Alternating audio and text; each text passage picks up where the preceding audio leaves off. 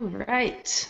We are officially live, everybody. Welcome to Genesis Office Hours, special episode number 12, where I have got a famed guest, Brian Gardner from StudioPress. Brian, how are you? I am doing very, very well. Thank you, Carrie. Awesome. I was so excited when I was watching Nick's podcast interview with you a couple of weeks ago that you asked to be on Genesis Office Hours, and of course, I think my invitation was sent within seconds of my hearing that. So, welcome. Yeah, thank you, first of all. I'm a little bummed that you actually didn't feel comfortable enough to ask me anyhow. I get that, you want to respect my time. We are all busy. Some of you probably even busier than me. So next time, Carrie, just ask. That's all you got to do. You're a good friend of mine. And I've been waiting to go on. I didn't want to invite myself on, but it got to a point where I was like, I want to do this. Cool. Well, when I had Andrea Rennick on, I guess maybe 5 or 6 episodes ago, I was not sure if because I'm not a copy blogger official or Studio Press official sponsored uh, event, and I didn't know if that was bad juju to ask any of you guys to be on. So I really wanted Andrea on for a support episode and talking about multi-site, and she's once I secured her, I figure maybe the doors were open to get any and all of you on here one at a time. Yeah, feel free to ask any of us. We don't have anything written in our contracts that say we cannot participate in community hangouts that do nothing but promote our products. So. Cool. Well, just to introduce everybody, we are a couple of places you can participate. If you go to carriedills.com/GOH, you can actually view the live video feed there. And then we're trying out a new chat room today, and there's a link there on my site, or you can just go to chatroll.com/genesis-office-hours, and that's where the fun really happens, because that's where you guys can chat with each other and also send any questions that you have for Brian. So that said, you guys go ahead and start sending your questions in. And Brian, I don't know if you've noticed yet, but I've got a very special hat on in your honor today. Yeah, I see people writing about that, and I think I have some stuff still packed from when we moved, and the hat you gave me at South by Southwest, I think, is in that one of those couple boxes left. So, so I'll have to. Well, hey, I don't know if I. Next time you come on. Yes, part 2. And to Michael, who's asking in the chat room, I am not giving this hat away. This was a hard-earned. I poured many tall, grande, and venti coffee to earn this hat, so I'm holding on to it. So you just moved into a new pad? Yeah, we moved into a house about a month ago. We finally decided to just. We moved about every 2 or 3 years since we got married, and there was always something about a house that we had bought that we just didn't like, and so finally we just decided to go into a neighborhood where we have a lot of friends already, kids that are on Zach's soccer team or at a school that 5 minutes from, and just decided to pony up and build something new. Cool. So. And you're in your office. I hope you gave yourself a good view. Yeah, so real quickly, let's see if we can do this. I don't know if you guys can see. So here is my current view. Oh, yeah. Gosh, that's terrible. And of all the things, let's see if this will work. That is how my office looks right now. So of all the things that we've done in the house, my office is not one of them. Wow, you don't even have your big monitor set up. That's No, I don't even use it anymore, believe it or not. I sit on this chair or downstairs on the couch, and I use my 13-inch Retina, and I can't use anything else. Yeah, all those pictures you send of your Starbucks coffee sitting on your MacBook make me so nervous that I hope you've got the Apple Care on that. Yep. Let's see, we got a question from Lauren in the chat room, and she wants to know what StudioPress has been working on, and comments that there haven't been new themes in a while. So what's up your sleeves over there? So that's funny. It's good that people notice. It's been on purpose. When we released Genesis 2.0 last I think August, September, we went through a pretty good run of new themes for 2.0, existing designs that we ported over. It was pretty much every 2 to 3 weeks we were pumping out new themes, and I think we got maybe 20 to 25 of them out. And ultimately what happened is, for those of you who are StudioPress and WordPress people may not know, but Copyblogger as a company, we've been working wholeheartedly on for months, our Rainmaker platform. And that has taken all of the development that we have, Nathan Rice, Ron Rennick, Nick Croft, and we've been doing a lot of development on that. And that's where the last kind of couple months of downtime has been with Genesis and our themes, and Lauren and I have actually been working on a number of themes. We've got plenty in the pipeline. Many of them are going to be new, and we just need our testing team, who has been busy with Rainmaker also, to ultimately start working on the themes. AgentPress, the long-awaited AgentPress, should be the first theme to be released. We're hoping in the next couple of weeks. I know I've been saying that for months, and we're trying to squeeze it in before the Rainmaker launch. It didn't happen. And of course, we just held our own conference in Denver, Authority Intensive, which took a tremendous amount of manpower from our team as well. So, we kind of wanted to just kind of give ourselves a break a little bit. Lauren and I had been hitting themes for 6 months straight. And, believe it or not, once in a while I do kind of fry out, and I just needed a little bit of downtime. So, as the summer kicks in, and especially as we hit the fall, we're definitely going to be pushing out new themes. So cool. Always looking forward to seeing those. And Mike over in the chat room, yes, definitely AgentPress 2.0. Our chat may be a little bit behind our video. I'm not sure. Mm-hmm. Back up a question, or Jamie had a question about the old featured widget, the featured post widget, and there's been a lot of discussion around, can it be expanded to include support for custom post types? And there's a plugin in the called Genesis Widget Amplified, which addresses some of those, but the plugin's a little outdated, even. No, Nick he wants. But what's your thought on that as part of Genesis Core versus being a plugin in the future? So Nathan and I have discussed this ad nauseum here. The number of things that are in Genesis or have been in Genesis that were probably not the smartest ideas.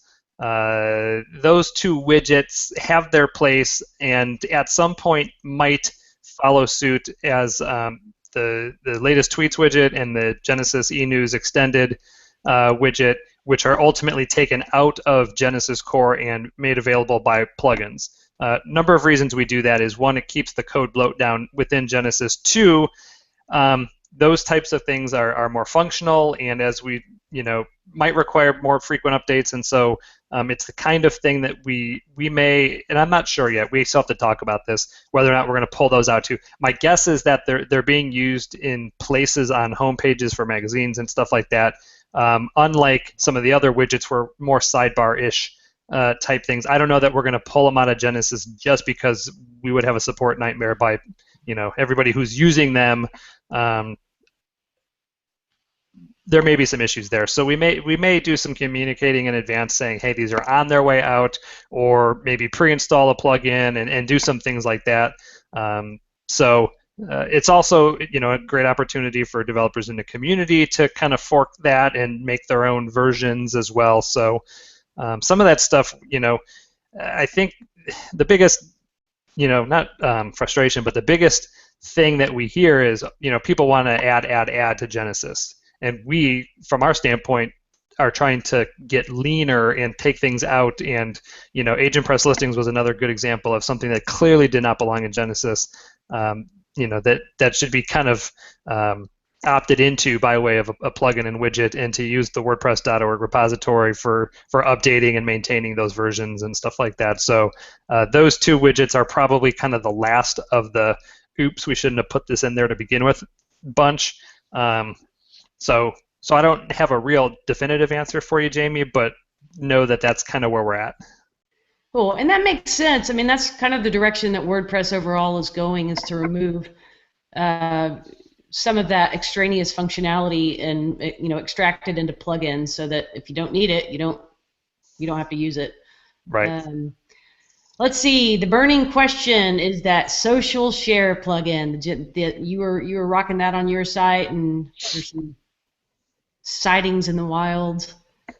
Yeah, so Copyblogger has it, StudioPress has it. I did have it until I went crazy and decided to take off all sharing and numerical features on my personal blog. And we've allowed some of our kind of our close friends to kind of beta test it. It's not what's ironic to me is that so many people are smart enough to figure out what it's even called. They know how to go into the source code and see scripts being loaded and class names, and it's just kind of funny that people are like, hey, when is the simple the Genesis simple share button plugin going to be released? And I'm like, well, how do you know what it's even called? And then I realize how they figured it out. But so that is right now, it's being still internally tested. It's obviously very stable because we're running it on Copyblogger and StudioPress and a number of other high traffic websites. And it's ultimately something that we built for Rainmaker, and we'll probably run on Rainmaker as the default social sharing tool. And at some point, whether that's tomorrow or 3 months from now, the hope and the intent, the conversation we've had is that we'd like to make it available as a Genesis plugin to the community. We've just had so much development on other parts of Rainmaker and things that are more critical that we've had to focus on, and before we get it out there, we want to put it through like kind of a final internal test. So it is something that ultimately we hope to release. Don't hold me to that, but it's in conversation we've thought it would be a fun tool to let go. Nice. And I see Nathan's around, and he just answered the question as well. Oh, well, there you go. Well, shifting gears a little bit, there's been a lot of discussion around, or I don't know if discussion is even the right word, but some light being shed on accessibility when it comes to WordPress and then Genesis in particular. And I was a little bit misquoted on another podcast this week as saying that Genesis wasn't doing enough. And to clarify, what I said was I'm just now figuring out that this is even an issue. So I'm just curious how Genesis stands when it comes to accessibility issues. And I know there's Rion, who was on the WP Bacon podcast. He's got a Genesis specific child theme, or excuse me, a Genesis child theme that's accessible, and then also a plugin called Genesis Accessible in the repo. But in terms of core, I mean, any more light you can shed on accessibility? So yes, and yes is the answer to your question. We have an issue on GitHub that Daisy from our team is tasked, and we will be working with a few folks that are probably at the top of the accessibility and WordPress the hierarchy or food chain, but the people who are doing accessibility type stuff for WordPress, we are planning on reaching out to and trying to work a lot more closely than we have in the past. I don't know that that's something that will be in Genesis 2.1, but it shouldn't be something that is coming out much past that. Cool. And one thing I think is interesting, I've heard comments that, and maybe even going back to, hey, there's not that many themes coming out the door right now, or there haven't been updates to the Genesis framework in a while. And one of the things that I really love about Genesis, it's really solid, stable software. You don't need a hot fix every 3 days. So yeah, I do want to address that because there is it's not a growing whisper, but we did release Genesis 2.0 August, September, and I think there's been one, maybe two very small updates since then. And of course, if you look at things on paper and realize release dates and things like that, there's this this misinterpretation that a lack of updates means that Genesis has gone stale, which is completely not the case. Has Nathan, been working on Rainmaker the last few months, and has it been lower of a priority? Yes. Is he spending his days all day long now rolling through Genesis tickets, preparing for a 2.1 release? Yes, that's coming. I would say within the next, month or two, depending on how things fly internally. And 2 months might even be too far out for that. So yes, the fact that Genesis doesn't get updated frequently, in my opinion, based on just what I know of the project, and I'm in it all the time, it means that it's very stable and there's not much left to do with Genesis, the core. There will always be things that we want to update, things we might want to tweak and add. We don't want to go overboard with features. We're trying to pull some of the functionality out, and so there'll be some significant changes as we move forward. But the fact that we haven't updated it just means that it's stable and we don't have to mess with it. And anything that is cool and new, the bells and whistles, that all comes out by way of the child themes. And so, the fact that there hasn't been an update doesn't mean it's not being worked on. It just means that our focus is more on the child theme part of it, which, at this point, that's what most people, have opinions on with themes anyway. So, I would say we're good. Excellent answer. Okay, so another question related to, or not related to, on a separate note, BrianGardner.com versus unfiltered.me, and I'll preface the question with, you're in a unique situation where, you have a lot of prominence online as sort of the copy blogger or the StudioPress guy, but you've also kind of opened up the curtains to give people just kind of a look at Brian Gardner, the real guy. So I've heard you talk some about that switch, but maybe tell folks that are listening how that transpired, that you switched your domain names and focus. So BrianGardner.com had kind of traditionally been, just my blog, which at the time was more WordPress and business type stuff. StudioPress merged into Copyblogger, and I continued to write about kind of businessy, type stuff and WordPress and Genesis and StudioPress stuff. But what happened was a lot of the stuff that I was writing was kind of causing questions in the comments, and it became kind of like a support haven, which I want nothing to do with from a personal standpoint. We have a team for that, and they're much better suited, than I am to handle that stuff. And so it kind of got to the point where I realized that I don't need my blog to generate business or to do anything from a work standpoint. And my efforts, whether it be writing tutorials or sharing business experiences, were way better suited in places like StudioPress and Copyblogger. It kind of actually deflected some of that reach to my own site, and I didn't need this, I didn't need it from a self-serving standpoint. I don't want to, I didn't want to build a list, on my own site for that kind of thing, because I'm not going to sell anything to these people, because that's not what I'm online for at the moment. So really what it came down to was just the fact that I wanted to just start sharing more about me, and no matter how hard I tried to do that on BrianGardner.com, and this was more me than it was anybody else. There was just a stigma attached to that domain name that just made me realize that it kind of, the history of what it had been was always going to follow. And so put that together with kind of the hope and idea that at some point maybe I have some sort of multi-author effort online. I obviously needed to choose something that wasn't individual specific, and so one night I was just kind of sitting around trying to figure out what it is I wanted to do online, how I wanted to use my reach, and kind of I'd written a post on BrianGardner.com about Instagram and the no filter effect, and so I started throwing some words around, and unfiltered.me at the time was available as a domain name, so I bought it, and 12 hours later I had a site up and I just started writing. And the rest is history. Yeah, pretty much.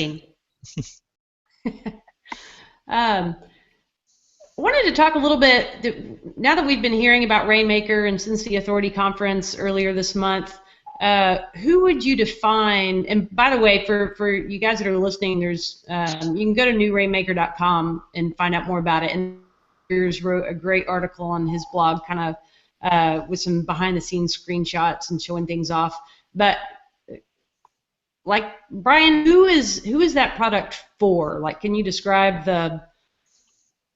Like, I don't think it's me, but like, who would your ideal user be?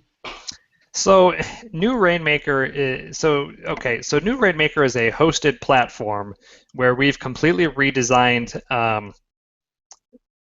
the back end of WordPress to basically strip out all of the things that get in the way of a user, publishing content. And I'm not talking about a dev or a tech or somebody who's, been around WordPress forever. This is, the primary target are people who are relatively new online, don't want all the distractions, and, really are invested in their own online business and want the tools that will really help them succeed. So we built Rainmaker, which is more or less the synthesis hosted platform with all of our Genesis Pro child themes, as well as Scribe, our SEO software, and parts of the premise plugin that we had, which is member access and digital download protection and email sign up type stuff, and put it all into a spot where somebody, for instance, let's just call it maybe a real estate agent who's just really wanting to build out his brokerage, or a lawyer or somebody who just wants to go in, write some content, maybe use a little bit of a blog for content marketing elements, and people who are building a business, whether it be marketers trying to capture emails, and just really give them a solid one-stop shop, if you will, place to do it all. Cool. Authority 2015. I'm hoping to make it out for that. I don't even know about attending sessions. I just want to hang out with all of you guys. Yeah, I've been to many WordCamps and many South by Southwest, and this was far and away, as a person involved, but also from what I hear, people who also just came to the conference. Bill Erickson even said it was the best conference he's ever been to. The level of production, I'm so proud of our team. Jessica Commons and Kim Clark from our team really just knocked it out of the park in terms of the venue, in terms of the structure of the organization. Brian Clark personally picked out the speaker list. I mean, we had Seth Godin there, Darren Rouse there. I mean, it was off the charts. I felt like a little kid at in Hollywood or at a baseball stadium. Like, I would kind of look down the hall and I'd be, hey, look, there's Seth Godin. Go up to him and try to shake his hand without stumbling over my words. And I've known Darren for 4 or 5 years now online. We finally had a chance to meet face to face. We sat down over coffee one afternoon, talked about photography. So from my perspective, it was way cool, and the content that was there was brilliant. So. Yeah, I think on your promotional materials for 2015, everybody should wear a bald cap if they're not already bald. Yes, between me and Seth and Darren. Got a question on responsive menus, and McGive is saying that he likes that the current way that responsive menus are handled are nice and clean, but what's on the books coming up for those? It's probably safe to share. We have been working internally in a number of different fashions to try to figure out responsive menus. There's many ways in which it can happen. We at one point were developing a plugin that would have been something that Nathan built and really, really liked the idea of. It had a lot of caveats, and so Lauren Menke and Jen Bauman from our support and development design team came together, and we kind of took parts of the plugin conceptually and wrapped it in a way that the child themes could include it with CSS. There's been a few people who've actually noticed it. We started pushing out this in child theme updates.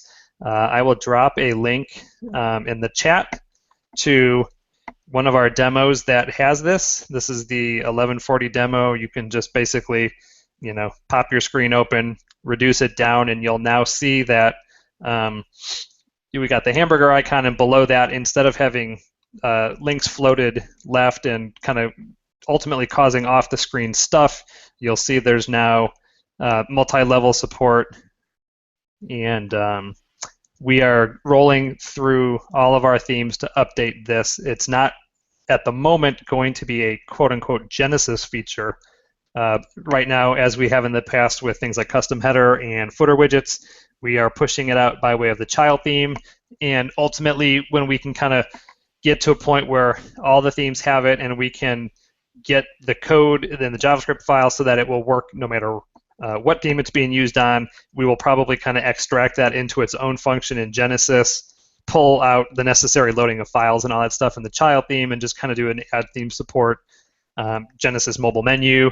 Then the CSS will just be in the child theme, and that theme support function will load it from Genesis. So.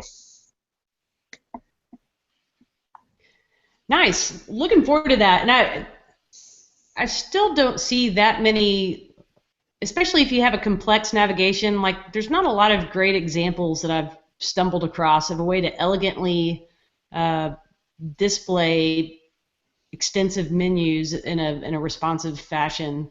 That's just the link that I dropped to 1140 will basically, go to any level. In my opinion, well, first of all, I'm such a lean guy anyways. I hate to go any deeper than 1 or 2 levels in a menu, but if you must, I can't imagine any real scenario where anybody needs anything, deeper than 3 levels at most. I mean, if you do, then you've got your own organizational issues that you need to kind of sort out. And, if you have four levels deep, then it's time for you're just, creating categories to create categories, in my opinion, at that point. But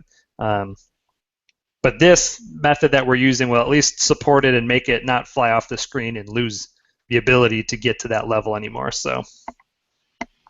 Fair enough. Well, on that note, Jan is commenting that there tend to be a lot of questions in the forum around the responsiveness of the logo and the header. And there are a couple of ways you can either have theme support for a header that allows somebody to upload a predefined image size, or you can custom add it in via the CSS. But is there an easier way to or way to make that easier for people who aren't developers to get in there and customize that? See, okay, and it's kind of one of those things that I personally like to kind of like put my head down and pretend doesn't exist. The issue of how we had previously worked Genesis logos in by way of the theme setting. There's an option for dynamic text or logo image or something like that. That predated WordPress's custom header feature. But ultimately, there's so many. So you take custom header, you add the whole responsive thing in general, and you add on top of that the ability to output various logos based on Retina devices in 2x size, and it's really just. I don't know of any great way to just click a button and say, hey, it all just works. On themes, we've been going more and more of just designing themes to just use dynamic text because that's dynamic and just works on responsiveness. I understand people want to use logos and things like that, but I've even had to do this on my own site or my wife's site or some custom sites I've built for friends, trying to get the custom header to look good, based on various screen sizes, as well as then output, a Retina 2x image, and it just gets to a point where there's just, in my opinion, no just easy one-click way to make it all work perfectly. So, if you really care about your business and you build a site and it takes $50 to just nail the logo by hiring someone to do it, totally the way to go. +1. Brian says if you care about your business, hire a little help if you don't feel comfortable tackling it yourself. We are not done with the Rainmaker questions yet. Yep, so that's fine. To clarify, somebody who wants that marketing business content help but doesn't necessarily want to be protected from the code, would they be a good customer, or would they be frustrated that they can't access certain things that they might want to access? If they're frustrated because they can't access things that they know they can or need to access, then Rainmaker is not for them. Okay. I mean, it's really black and white. And Brian Clark, spent a lot of authority saying Rainmaker is not for you. yes, we are a sales and marketing company.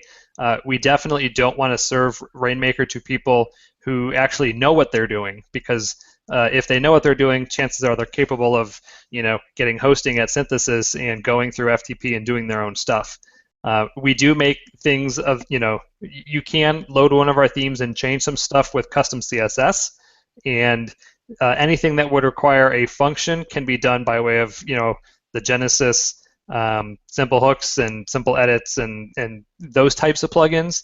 And if you need to do anything deeper than that, you can do one of two things: get off Rainmaker and get onto Synthesis and do it yourself, or as far as I know, our team is allowing custom themes to be imported. We do a quick audit to make sure the code's not, Yankee. So if it really came down to it, you can have a custom theme built. You can do whatever you want besides the functions file and have that imported into your Rainmaker site.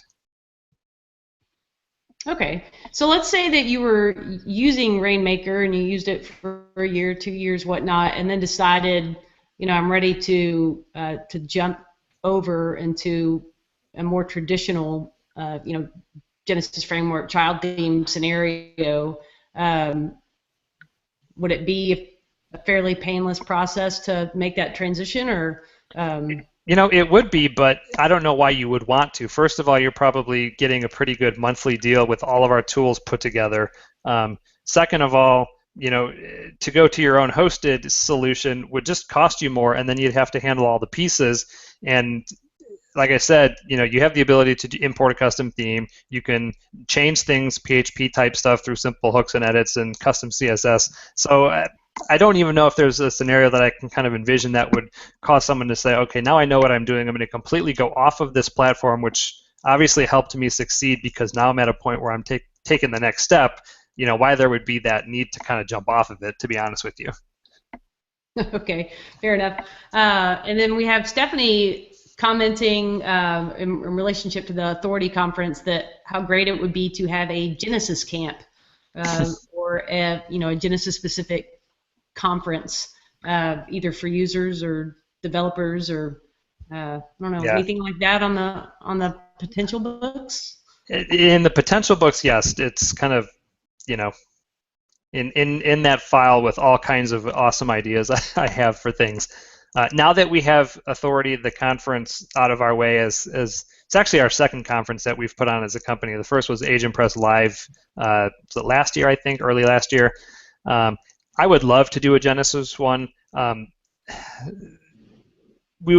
would probably have to do a lot of the planning with Jess Commons for that type of thing. If we did it, it would probably be called Genesis Connect, kind of playing off of our previous kind of informal events we've had at South by Southwest. But what I don't want to do is put on a conference for people just to go hang out. I mean, we can do that at any other WordCamp or conference that exists. So if we put on something that was Genesis specific, it would be very intentional in terms of teaching and training and networking and things like that. But with all that we have going on in our company right now, I don't think that's going to happen this year.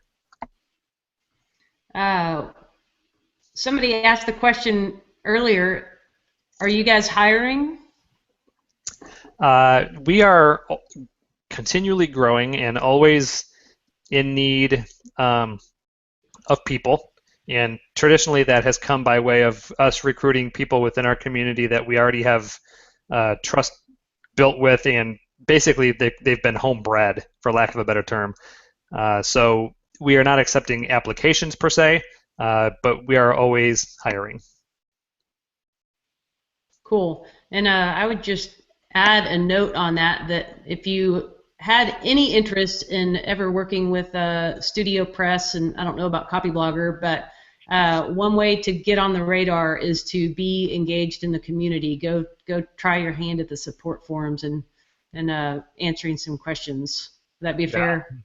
Yeah, that sending us any resume wouldn't do any good. Really, a lot of people say LinkedIn is their resume, or one of our partners and my good friend Tony Clark says your GitHub account is the type of resume that he looks at. What have you done and how do you code type of stuff.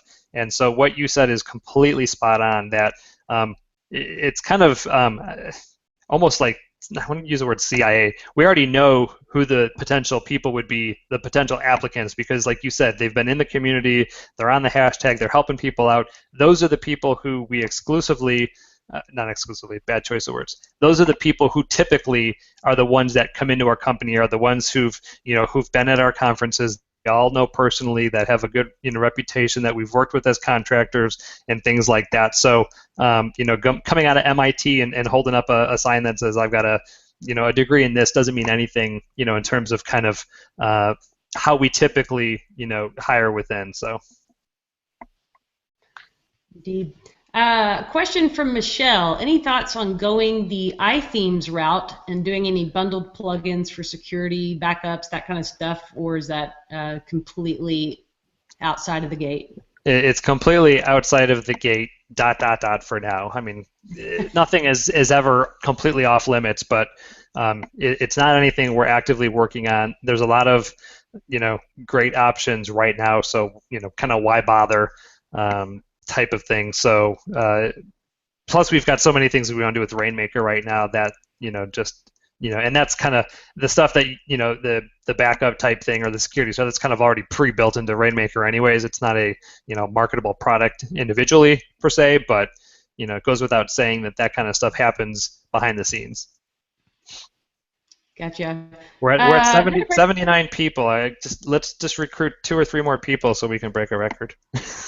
Yeah, as a matter of fact, this chat roll supports up to 100 folks. The usual turned out right before, so I went and bought a chat roll account, and so let's see if we can crash this thing.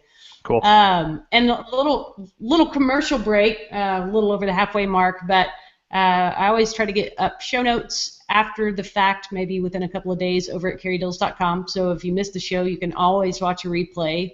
And then any links that we talk about or tools that we mention, I'll provide links to that as well. And exciting and new, Genesis Office Hours is now officially on iTunes, available as a podcast. So when you're running around the track or on your commute, you can listen to us. Woohoo! So if you do go over there and listen, leave a fat 5-star review. I don't know what that does, but it makes me feel good inside. Okie dokie. Let's see. Over in the chat room. Okay, so question. Let's say somebody. So copyblogger.com. If you haven't been over there, there's just a ton of awesome content and business knowledge. But Brian, if you were to where does somebody start? Do they start at the latest post and going backwards, or? There's so much content on Copyblogger. Latest posts and backwards, probably not the smartest way to go. What I would suggest doing is heading to the sidebar. Right in our sidebar, there's a free ebooks and course section where you can register to go further into kind of the some of our free ebooks and things like that, but you'll see there's a list there. See each resource below. Like if you had limited time and you only wanted to take out and be very diligent in hitting the main, most important, and ultimately most impactful things, Google authorship, content marketing, copywriting. These are like the pinnacle. Hey, if you're going to read 9 books of ours, read these. And there's so much information there, that's probably all you ever need to read. A lot of people read, the articles we post on a daily basis, more for kind of ongoing, feeding, and it's all basically wrapped around these, 8 or 9 now, kind of flagship pages that we have. Those are the ones you want to hit. Those are the ones that, will make the most and immediate impact. And like I said, probably way more for you to chew on than you would think. So. All right.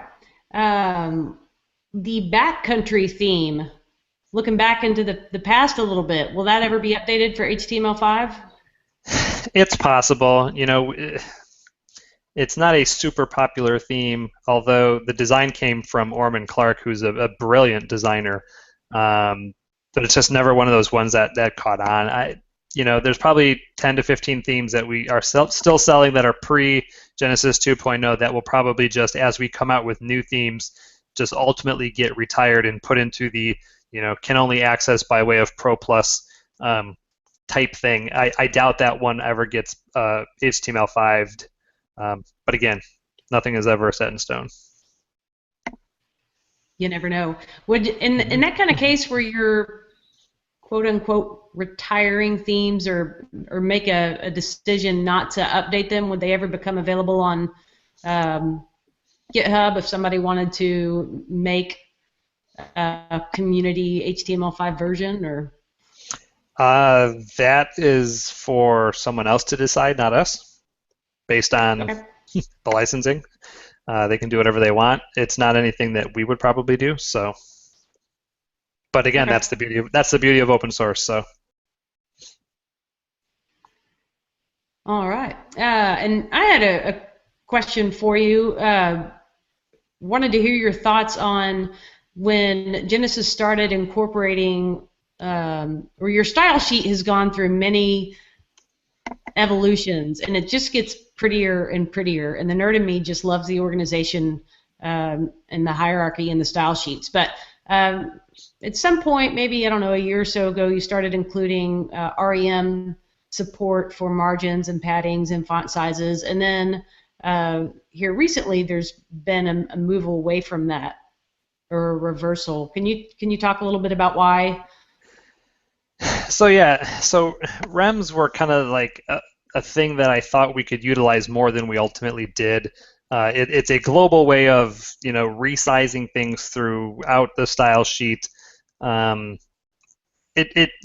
my opinion, it's really one of those things that's kind of better served for a custom deal where you can strip out most of the CSS you don't need and very specifically do some things with it.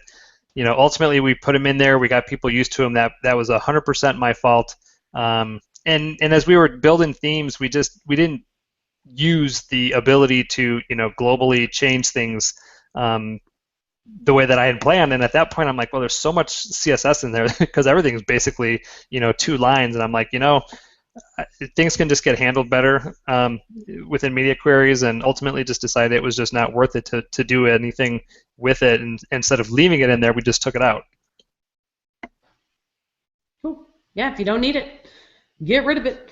I just wondered because my first theme that I did, I just kind of modeled myself after how you guys structure things. So I, of course, included the REM support, and then in my next theme, out the door it went. Yeah. But let's see, if you've got some questions, throw them over in the chat room. I might be running a little bit behind. Premise, everybody. Boy, have the natives cried when you took Premise off the market and bundled it with Rainmaker. Any plans for re-releasing that as a standalone product? It's possible. So Premise became something so big and ultimately hard to use and explain for people to use. It actually became too powerful. My Copyblogger Authority and StudioPress. All of our products use Premise internally for member access and things like that, and so we built it primarily for us, and then just basically made it available by way of the plugin. And it got to a point where we decided to take it off the market so that we can kind of recalibrate it within the context of Rainmaker, and there may be parts of Premise that come out as kind of standalone features. In terms of a plugin that may come out on StudioPress. Premise as a whole, on its own website will probably never come back the way that it ever was, and I believe that we said that was going to be the case when we closed it down. So yes, it is possible that some of the cool features within Premise will be kind of isolated and made available. I just don't know if and when that will happen. Gotcha. Lots of +1s in the chat room for utilizing Sass in upcoming Genesis themes. What's the thoughts on that?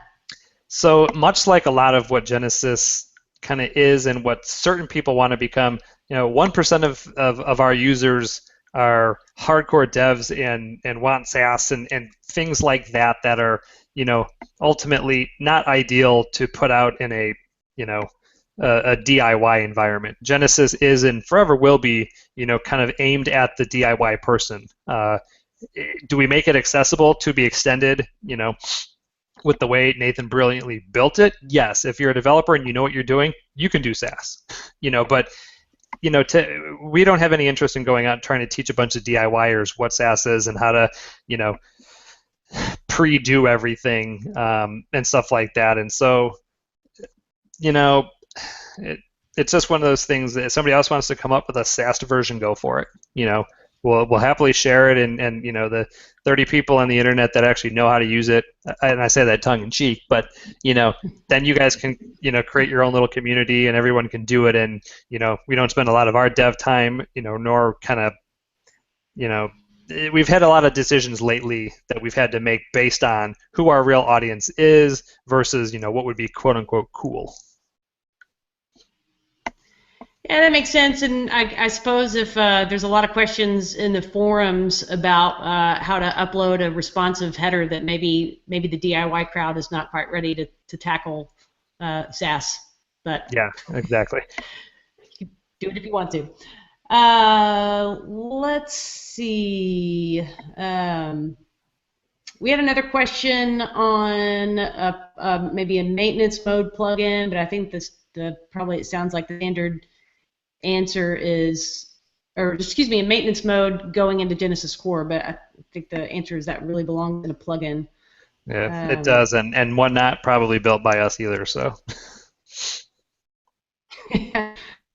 And there's, if there's developers listening that aren't plugged into the GitHub community, a lot of great code that you can fork and play with over there to suit your needs. Doesn't necessarily have to be packaged in Core.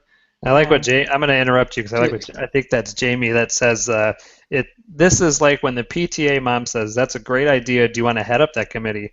It's so true that I call our community sometimes the peanut gallery because so many people have so many opinions on so many different things, and some of the ideas that come out there are so far fetched, and I sometimes shake my head. I'm like, I can't believe that person just suggested that, but much like WordPress is in general with folks like us and some of the other developers in the community, we are the same way in that we're not going to do everything and be everything, and a lot of people look up to us to why don't you have this or that, or why isn't there that functionality? And the reality is we have limited resources to some degree. We make priorities. But we certainly, and child themes is by far and away the best example, but other plugins and things like that, we're thrilled when people build off Genesis. We're thrilled to see, initiative, and there's been a few times here or there where it makes a lot of sense to say, hey, that's great code and great function. Can we put that in Genesis? Doesn't happen often, but for the most part, we encourage people to, if they have a great idea, go head up that committee, go build it, go grab a team, go do whatever you want, have a business model built around monetizing Genesis. It's something we encourage. It's something, I try my best to share as much on Twitter and Facebook as I can of other people's awesome stuff. So, don't ever be afraid to say, what, I think I want to do something like that, or grab an idea. Brad Potter is another great example of somebody who, wants to kind of push the envelope within stuff in Genesis, and we kind of push back and say we just don't want to do that. And what he'll do is go out and build. I mean, every night I look at my Twitter stream and there's Brad building some more functionality into some featured post widget, and he shares that, and that's how the community should work. So, and as part of that, I see Justin just asked a question: any guidelines on selling Genesis themes? Is it okay to create a third-party marketplace using the Genesis name in it? Two different questions. In terms of selling child themes, sell child themes, do whatever you want. Totally fair game. We encourage it, and we'll share it if it's well coded. I will throw Gary Jones, his name out there. If you're really serious about building child themes and selling them, I would highly encourage you to contact Gary. He's Gary J at Twitter, to do an audit on your child theme, so that from a best coding practices standpoint, it's good stuff. In terms of the Genesis name in it, you need to run that by us for intellectual property reasons and trademark. We have a process and some kind of parameters in place for that type of thing. So if you're going to do anything, like that, please run it through us. Hit me up, and I'll send you over to Jess, who's kind of the person in charge when it comes to that. But there's been plenty of folks, Themedy, Zigzag Press, Lindsay at Pretty Darn Cute, Lauren at Restored 316, who are building full-blown stores that sell child themes and making good money on it. So we definitely don't discourage that. Cool. And there, Gary Jones put up a GitHub project a week or two ago to be sort of a central repository of third-party Genesis themes. And so go look up github.com/GaryJ to find that. But if you have an existing child theme, be sure and add to it. And I think Gary's intent was that you could then use that. It's all just JSON, that you could pull that in if you wanted to create those themes and have a reference point. Let's see, a question for Brian. With WordPress core making things easier for theme developers to incorporate function, oh, this is the theme customizer questions. Are full theme frameworks all that necessary?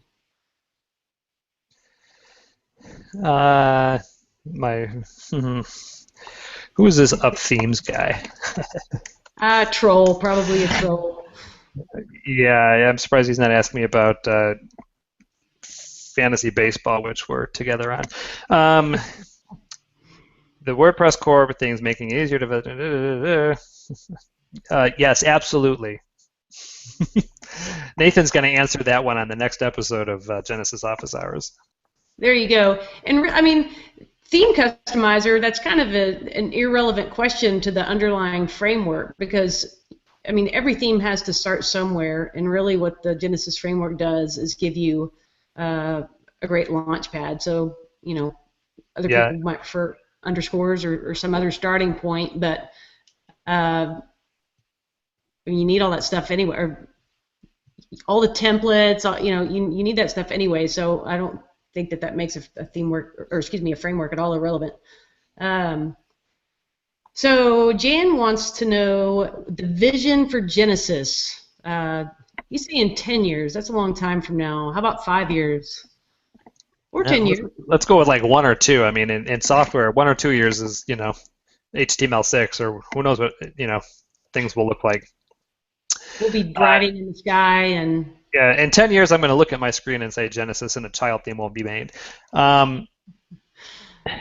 So the future of Genesis will at this point continue to just kind of be what it is, where Genesis serves as the main foundation of the visual element, which is ultimately the child theme, CSS, HTML5 as it stands now, markup, responsive design, and just because a lot of what the web is right now is just, at this point, it's design. Yeah, there are things behind it like mobile responsiveness, HTML5, and stuff like that, but the bottom line is the best thing that Genesis does is serve as kind of the bones and the foundation of what your website looks like. So really what it comes down to is there's not a ton that we're going to do to Genesis right now until things come up, like HTML5. That was a need for a big update in Genesis because we're following kind of web trends and standards as they happen. So until new things come up that currently don't exist, Genesis itself won't change much. Will our designs continue to evolve, as design trends come and go, whether it's flat design, whether it's, skeuomorphic or whatever. We'll continue to kind of roll and try to lead, not too far ahead, but, lead the design trends as they happen, and identify, various niches and needs that they have kind of within their sites, education, real estate, whatever you have, there's an ongoing need to continually push the standards of design, and so that's kind of for now the way Genesis itself will continue to evolve, is just follow and kind of try to pioneer and lead design movements. All right. You have an official invite from Rob New over at the WP Bacon podcast to come on his show next week. They're talking about the future of WordPress themes. And you may just be starting your official podcasting tour. Rob, I apologize. I did see your direct message on Twitter, and I had to confirm whether or not I was going to actually have an appointment. I'm meeting a friend on Tuesday, so depending on what time that is, we can handle that through Twitter. I'll get with you later on that. But if the time works out, then yes, I'd be happy to join. Cool. You heard it first here. I'll give you guys a few minutes to get in any last minute questions before we wrap up. Brian, I know you're a big runner. You got any races on the horizon? Anything you're Uh, training for? yes, I have on Saturday a half marathon along the lake at in Chicago North Shore that I'll be running. Actually, Sunday. I may have said Saturday. It's Sunday morning. So that's the next thing I've got coming up. All right. And is it still colder than cold up there? No, actually no, it's supposed to be 80 something on Sunday, which is way too warm Wow. for a race, and there's probably no chance that I'll set a PR, but it should still be a fun race anyways. Cool. Well, we wish you a run it fast. Hashtag run Yeah, it fast. thanks. Um, Yes.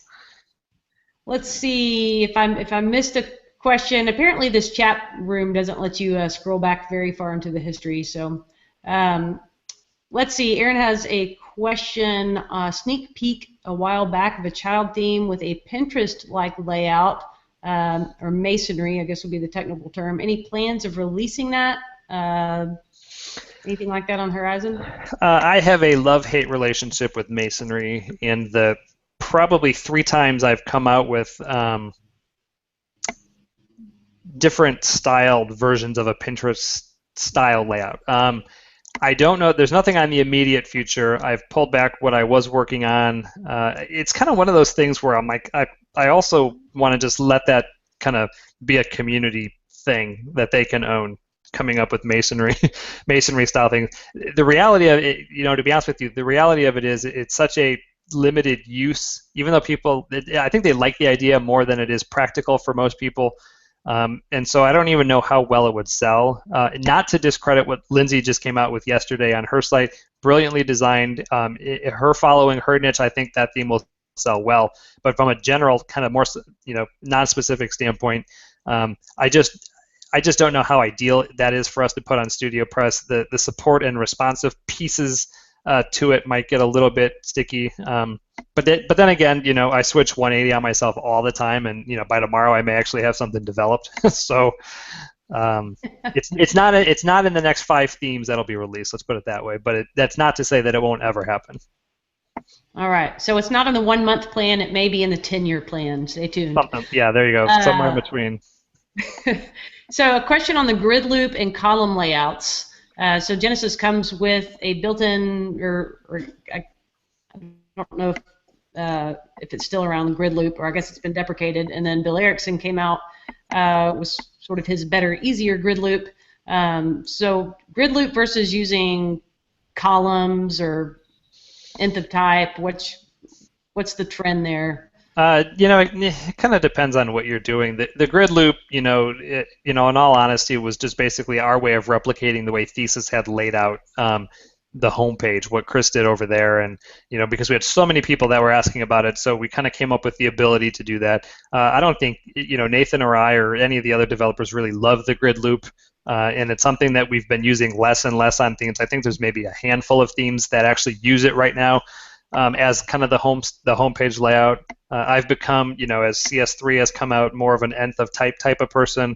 I know it's something we use kind of for like portfolio things, i.e. modern portfolio or executive. I think kind of uses that, and there's so much more control that you can do in styling with CSS, and stuff like that, and just kind of using the native WordPress loop and Genesis function to kind of output things. So the grid loop. Who knows what'll happen if it ever dies officially, but it's not anything that we're actually going to continue to kind of use and push out. All right. Well, it's 2:00, so we're gonna let you get on with your day and let everybody else get back to their work or their play or whatever's going on. But one final question, the question on everybody's mind: what is your favorite Starbucks beverage? There's another question in here I do want to answer, which is what is your typical day routine during the day? So my Starbucks drink currently is a triple grande 1-pump hazelnut latte. That is the default first drink of the day. If I ever go for a second one, it's typically a grande wet cappuccino with a pump of vanilla. And depending on whether it's cold out or warm outside, I actually just do an iced cappuccino as well. So, but those are the ones that I'm pretty much doing. Now that I live 15 minutes away from Starbucks, I'm actually using my Verismo a lot more at home, and so I just brew coffee that way. So, Machine, or do you have a little Keurig? hmm oh yeah, no, I don't do Keurigs and K cups. That just doesn't do it for me. The Verismo, or Verissimo, whatever it's called, is the most authentic home brewed, tastes like real Starbucks thing that I've found. So. All right. So your typical routine for the day is drink some Starbucks, do some running, write some code. It is. I wake up like during the school year, I'll wake up, I'll get an hour or two worth of work done, typically answering emails and just kind of organizing my day, get my son off to school, and then, kind of mid-morning, I'll usually just go out and do a run, shower up, come back, get some more work done, do some calls, Skype calls. I've been managing more than I have in the past. So a lot of my days now are, the first hour or two is really just spent on Skype, working with, Lauren and Rafal on design stuff, Nathan or whoever, within development, and just kind of brainstorming what we need to do and kind of sending off orders. And then, after lunch is kind of more kind of just downtime, kind of web surfing and, blog post reading and just kind of just seeing what's going on within the community via social media and stuff like that. And then, 3 or 4 o'clock, kid comes home, spends some time playing, family time, dinners or baseball or soccer practice, and then, 9 o'clock on is really kind of like my personal online time.